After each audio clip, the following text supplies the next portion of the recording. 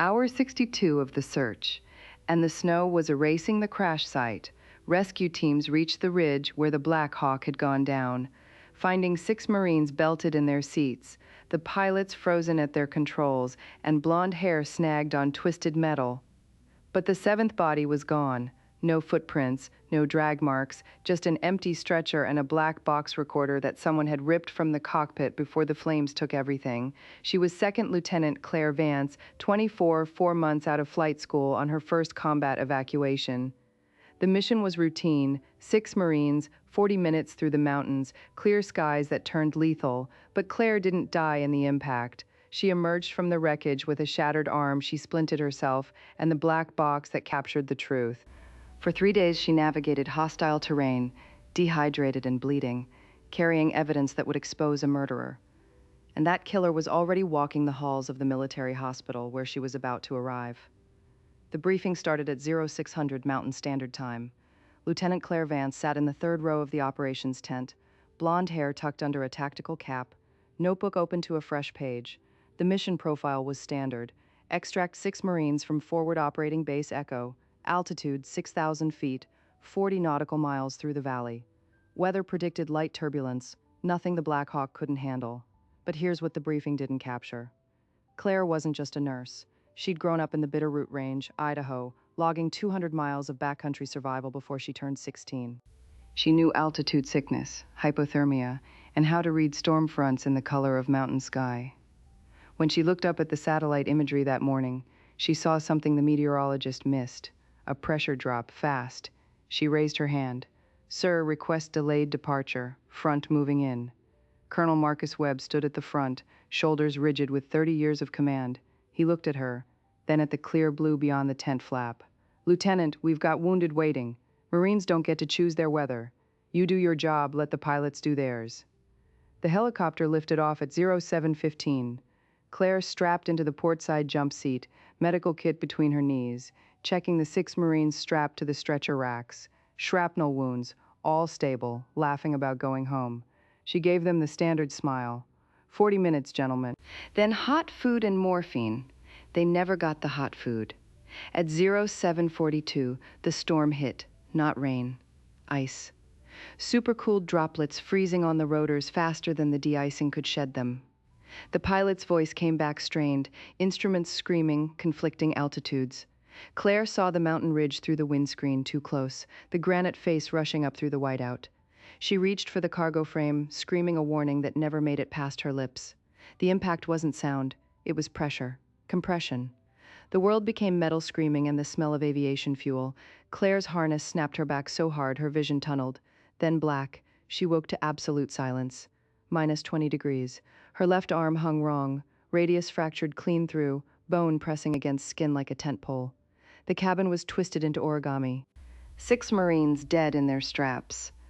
Pilots dead on the yokes, the fuel tank hissing somewhere in the dark. But Claire was alive. She moved on instinct, combat medicine protocols.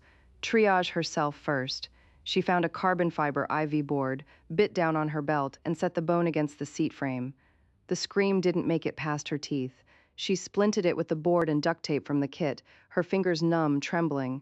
Then she saw the cockpit, the flight data recorder, the black box hung exposed in its mounting bracket, cable severed clean. It shouldn't have been accessible, but the impact had ripped the panel open, and something else caught her eye. The hydraulic lines, cut, not torn by impact. Sliced with a blade, precision cuts that guaranteed failure under stress. The black box captured everything, the engine diagnostics reading normal until the cuts bled out. The pilot's last words. And the distinct click of the altitude sensor failing exactly 14 seconds before impact. Someone had calibrated this disaster. Claire crawled forward, broken arm cradled, and pulled the recorder free. It was warm, still running, capturing the proof of murder. She stuffed it into her medical pack and kicked out the starboard emergency hatch. The snow swallowed her immediately, wind screaming at 60 knots, 40 miles, 3 days. She navigated by the stars and the magnetic pull of the hospital beacon, eating snow, bleeding through the splint, hypothermia setting in as she crossed ridge lines that should have killed her. She didn't sleep, she didn't stop. She just walked, carrying 16 pounds of evidence that someone in the command structure had wanted that helicopter to disappear.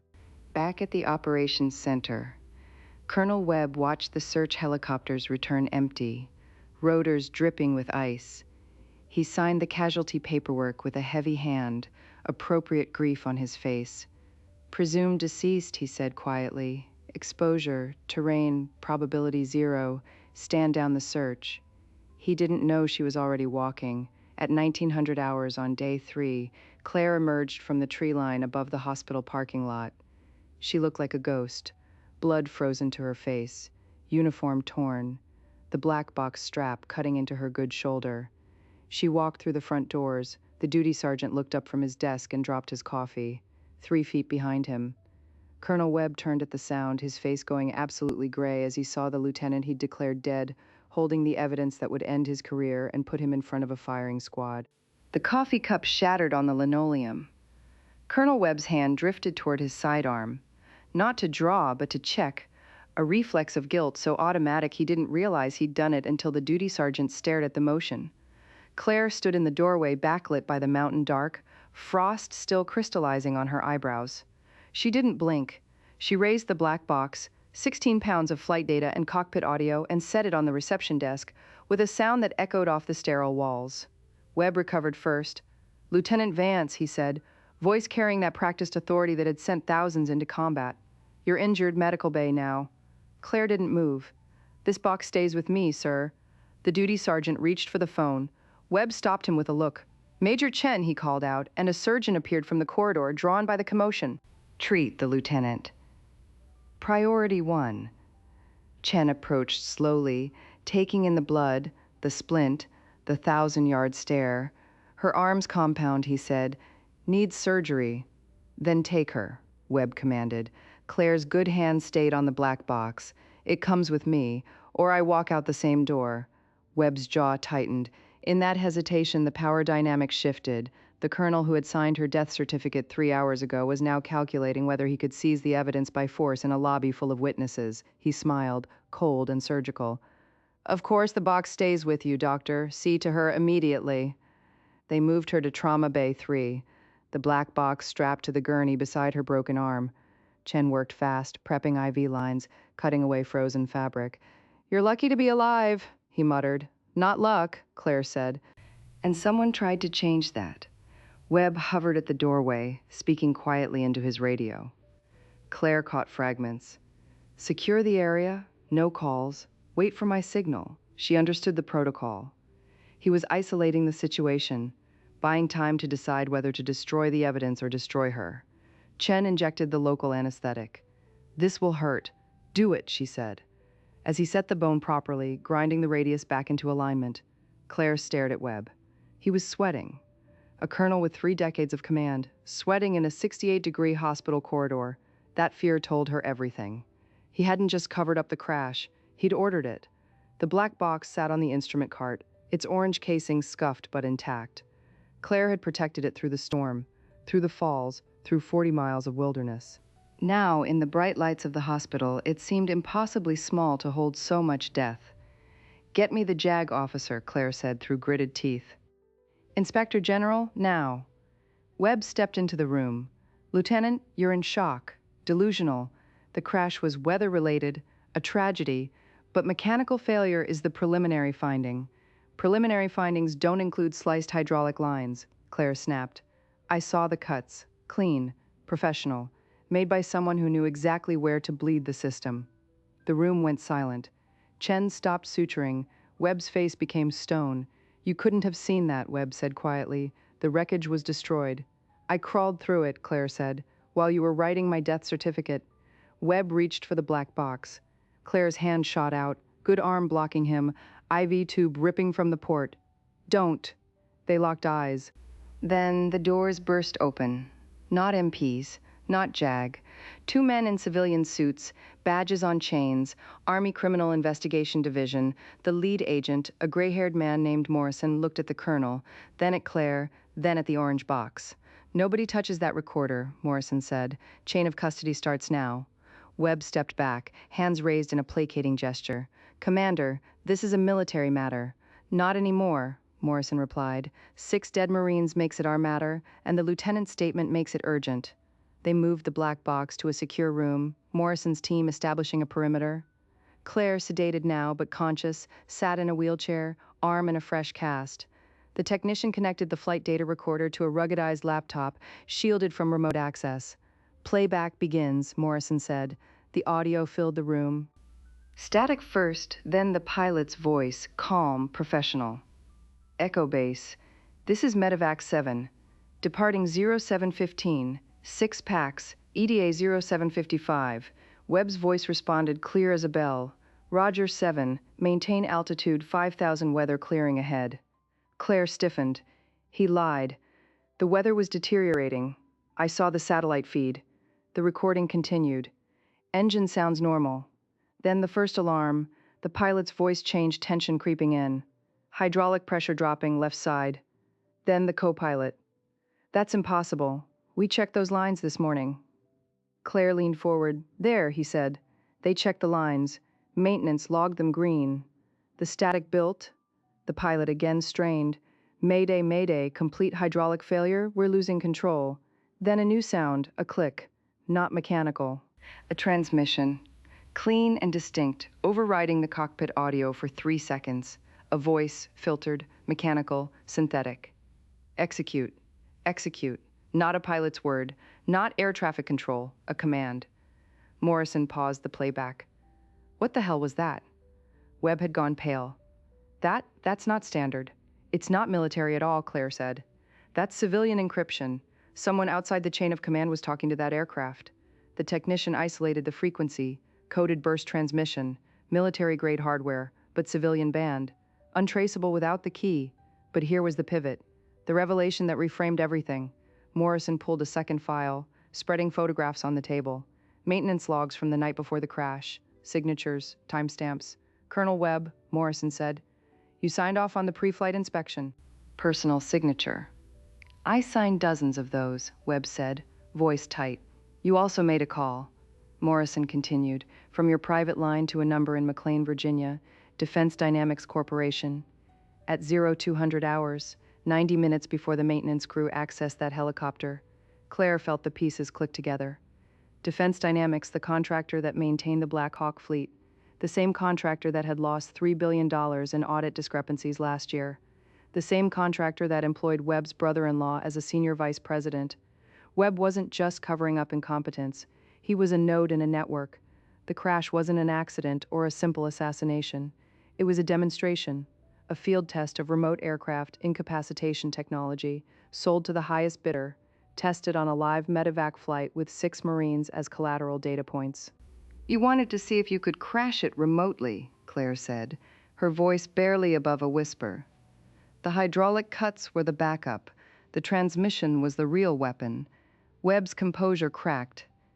You don't understand. This goes so far above me, above you, above this hospital. Then tell us, Morrison demanded. Webb looked at the door, then at the black box, then at Claire. I can't, because if I do, the next crash won't be an accident, and it won't be in the mountains. The doors to the secure room burst open. MPs this time, but not under Webb's command. A captain with Pentagon insignia. Colonel Webb, you are relieved. Lieutenant Vance, that evidence is classified under Special Access Program protocols. Hand it over. Claire gripped the wheelchair arms. It's murder evidence.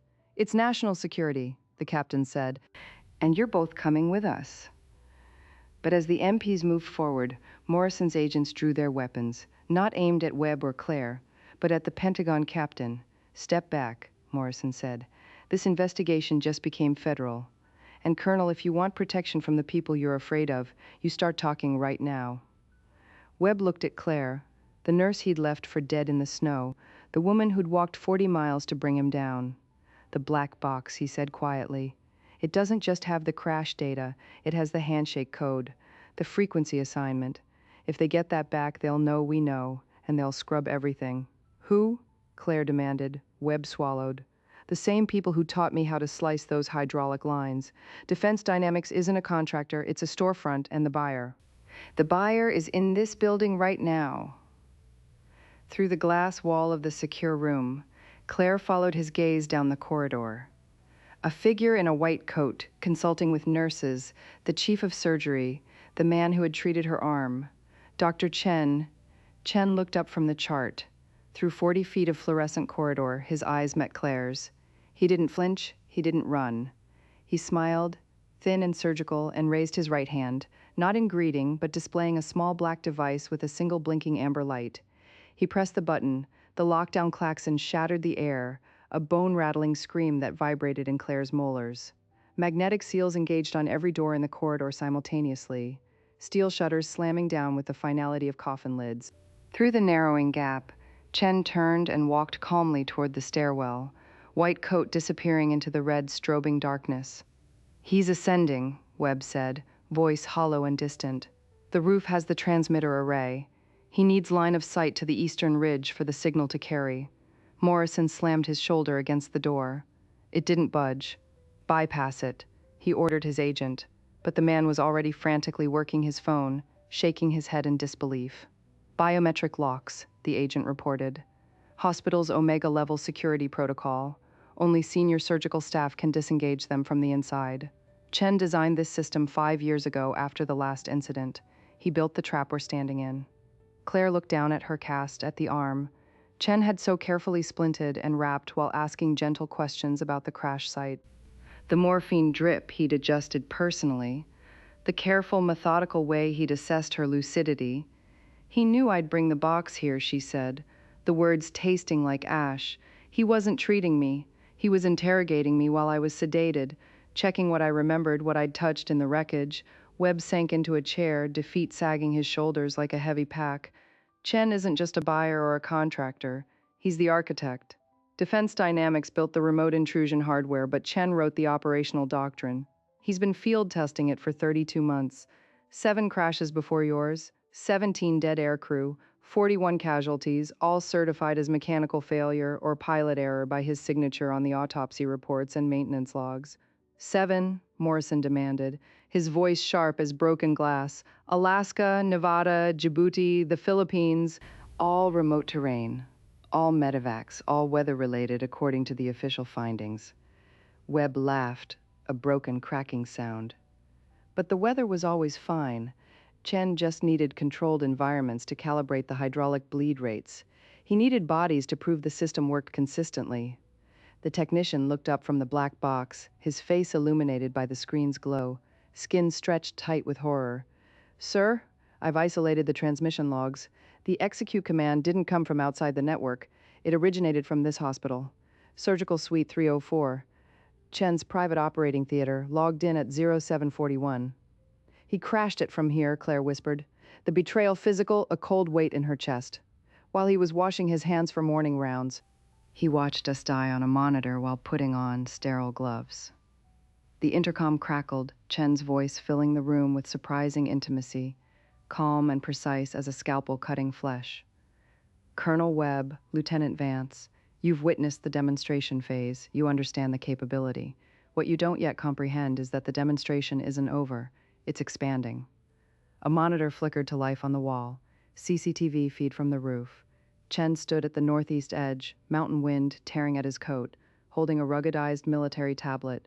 Behind him, lights on the horizon approaching fast. A helicopter, running lights steady, descending through the mountain pass toward the hospital's landing zone. "That's the relief bird," Webb said, recognizing the flight profile. "Coming to evacuate the critical wounded from yesterday's crash." "No," Chen corrected over the speaker, his voice intimate in their ears, as if he were standing beside them. "That's the validation flight. A Black Hawk transporting 12 members of the Defense Acquisition Board and 3 congressional oversight staff. They arrived this evening to investigate the tragic accident that killed 6 Marines. They're about to die in another accident right here, right now, unless you bring me that recorder." Morrison stared at the screen, understanding dawning dark and terrible. He's going to crash it into the hospital. Total destruction. No evidence, no surviving witnesses, no investigation. "Precisely," Chen said.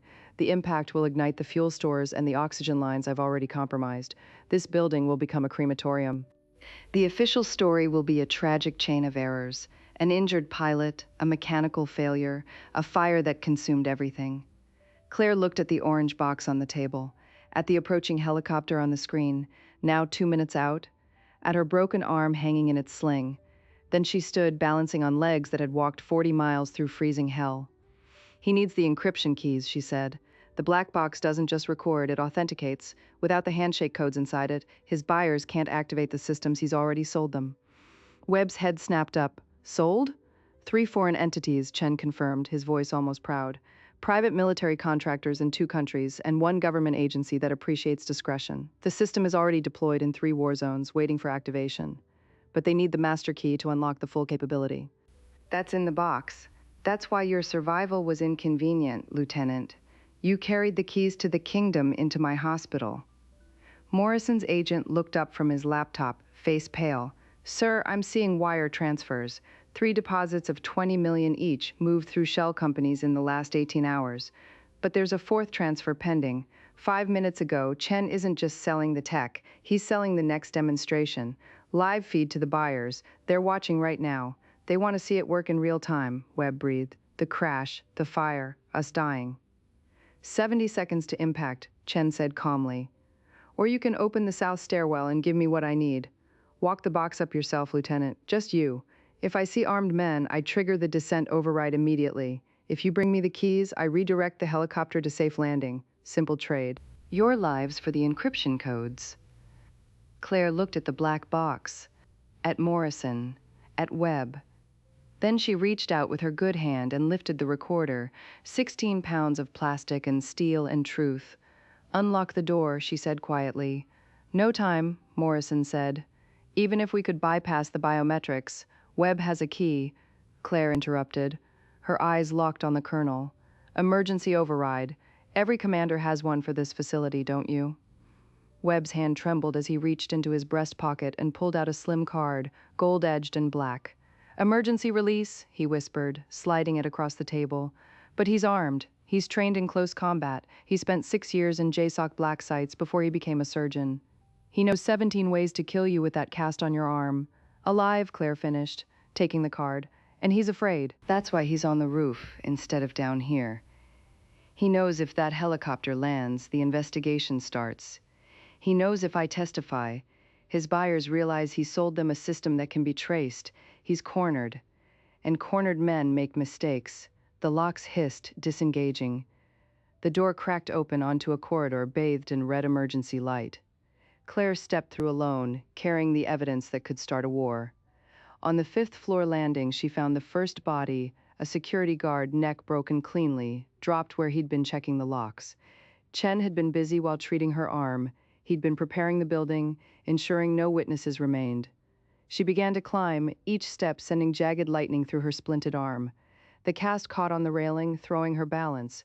She bit down on her scream, tasting copper where she'd chewed her cheek. 20 floors to the roof. Her boots felt like concrete blocks. The black box dragged at her shoulder, 16 pounds that felt like 60, while above her, the sound of rotors grew louder, vibrating through the concrete, counting down to impact. The 20th floor door groaned open onto the roof. Wind clawed at her, mountain air sharp as broken glass, threatening to hurl her against the HVAC units. Chen stood at the northeast edge, tablet raised, the approaching helicopter's searchlight painting him in stark white. 20 seconds to landing. She could see the pilots now, silhouettes in the cockpit, unaware they were flying into a demonstration of mass murder. Put it down, Chen commanded, not looking at her, fingers dancing over the screen with the precise movements she recognized from surgery. The encryption chip. Now. Claire staggered forward, the black box heavy in her good arm, her broken limb hanging like dead weight. Blood from her fractured radius had soaked through the cast, leaving a dark trail across the tar roof. You don't need to do this, she said, her voice carrying despite the rotor's thunder. Those are civilians, senators, mothers and fathers. Progress requires demonstration, Chen said, finally turning. His eyes were empty, the clinical detachment of a man who had spent 20 years viewing humans as tissue samples to be opened and closed. The buyers need to see total commitment, no loose ends, a spectacle of efficiency. She set the box down between them, 5 feet of concrete separating murder from justice.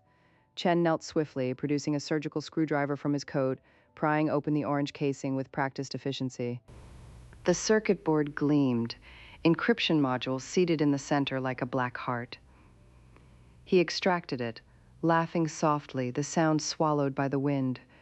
You actually brought it, the survival instinct, the dedication to duty. You really walked 40 miles thinking you could stop this with evidence.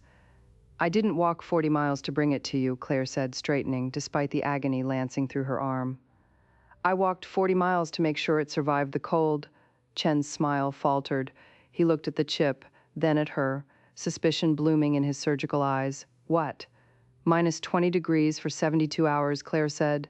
That chip is military grade, rated to minus 40, but the condensation from my body heat freezing and thawing inside the casing during the trek. Microfractures in the crystal lattice, quantum decoherence. The keys are corrupted, Chen. You can't activate your demonstration. You can't prove your system works to your buyers. And in 10 seconds, that helicopter is going to land, and you're going to have nothing to sell but a life sentence in Leavenworth. Chen's face twisted into something feral. He raised the tablet, thumbs hovering over the crash command, his knuckles white. Then I'll destroy the evidence, all of it. You, the hospital, the recorder. If I can't have the keys, no one will. You could, Claire said, stepping closer within arm's reach. But you won't. Why not? Because I didn't carry the only copy. The roof access door behind Chen exploded inward, Morrison and 2 agents pouring through, weapons-trained center mass. Simultaneously, the approaching helicopter banked sharply, revealing Air Force Special Operations markings, and landed hard 50 yards away. Not the civilian transport with the defense board. A gunship doors sliding open to reveal armed tactical teams. Chen spun, trapped between Claire and the agents, the abyss of the roof's edge at his back. He looked at the corrupted chip in his hand, the useless tablet, and the armed men closing in. His shoulders sagged, he dropped to his knees, the tablet clattering against the concrete. Morrison cuffed him, reading him his rights into the wind. The gunship's rotors slowed. A figure emerged, not a buyer but the Secretary of Defense himself, his face grim as he surveyed the scene, his overcoat snapping in the prop wash. "Lieutenant Vance," he said, approaching, "you have no idea how long we've been trying to catch him." Claire sagged against the roof railing, her strength finally failing. "You knew? We suspected for 18 months, the secretary said. 7 crashes, all certified by the same surgeon, all in remote terrain where evidence would be compromised. We needed proof that could survive a court-martial. We needed someone who could bring that box out of the mountains alive when no one else could." Claire looked at her bloodied hands, the ruined cast, the 40 miles of hell etched into her skin. "You knew the flight was compromised?" "We knew there was a high probability of sabotage," the secretary said quietly. "We didn't know which flight, which date. We assigned you to Echo Base because your survival training was the best in the Corps, Idaho search and rescue, Alpine certification, combat medicine. You weren't a random choice for that evacuation, Lieutenant. You were the only choice, the bait that could survive the trap." The revelation landed like a physical blow. Her first combat evacuation, her random assignment to flight school, calculated. The deaths of 6 Marines, the risk to her life, acceptable collateral in a silent war against invisible enemies within the command structure. But the black box had survived. Chen was in chains. The helicopter that had been approaching, the one with the 13 board members and congressmen, was already being redirected to a secure landing zone 20 miles south, the pilots never knowing how close they'd come to being fireballs in a sales pitch. In the weeks that followed, the evidence from the recorder unraveled a conspiracy spanning 3 continents.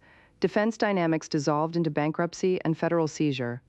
The 7 previous crashes were reopened as homicide investigations, families finally receiving truth instead of folded flags. Colonel Webb received immunity in exchange for testimony against Chen, disappearing into witness protection to escape the foreign intelligence services who had financed the remote hijacking research. Claire's arm healed, the bone setting strong, despite the primitive splint she'd fashioned in the wreckage. She received the Soldier's Medal for Valor, then quietly resigned her commission, returning to Idaho, to the mountains that had taught her to survive. The final surprise arrived 6 months later, a package on her cabin doorstep, no return address, no postage marks. Inside, foam padding cradling the original encryption chip from the black box, not corrupted at all, perfectly preserved, the 40-mile trek having done nothing to damage its military-grade casing, rated for space and deep ocean. And a note, in Morrison's handwriting, the corruption was the fiction. Chen needed to believe the keys were destroyed to panic, to confess on the roof where the secretary's parabolic mics could record everything. The buyers were real, the threat was real, but the chip was always safe. Some keys are meant to stay hidden. The foreign buyers are still looking. Stay sharp. She understood then. She hadn't just survived a crash. She had been the final instrument of an operation larger than she knew. The walking proof that treason could not bury itself in the snow, no matter how high the mountain, no matter how cold the storm. And the war she thought she'd finished was only beginning. The chip sits on her cabin table now, a dormant key to a kingdom of remote murder. Claire Vance wakes every morning to mountain silence, but she no longer hears peace. She hears the rotors. She sees the cut hydraulic lines in every aircraft shadow that passes overhead. The technology Chen developed didn't vanish with his arrest. It metastasized. 3 foreign buyers are still waiting for activation codes. 3 governments now possess the ability to turn military aircraft into falling coffins with a text message. And somewhere in some facility buried beneath a mountain or a desert, the next demonstration is being planned by someone who learned from Chen's mistakes. We live in an age where the machinery of war is no longer just steel and gunpowder. It is code and frequency and the quiet betrayal of systems we trust to save lives. Every medevac flight, every transport, every routine patrol depends on hydraulic fluid and software integrity. When a surgeon becomes a saboteur and a hospital becomes a command center, the line between healing and killing dissolves entirely. The saboteur doesn't always look like an enemy. Sometimes he looks like the man who sets your broken arm. Claire survived because she understood mountains, but she survived the aftermath because she understood that evidence must outlast the storm, and that some truths are too dangerous to die in the wreckage. The question isn't whether this could happen again. The question is how many times it already has.